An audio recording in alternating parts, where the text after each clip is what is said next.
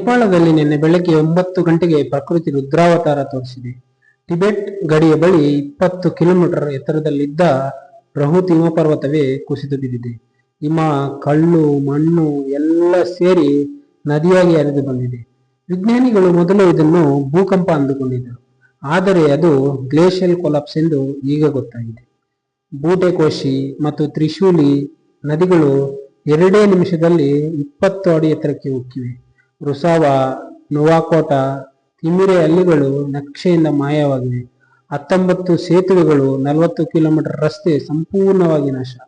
30ಕ್ಕೂ ಹೆಚ್ಚು ಲಾರಿಗಳು custom check ಪೋಸ್ಟ್ನಲ್ಲೇ ಕೊಚ್ಚಿ ಹೋಗಿವೆ.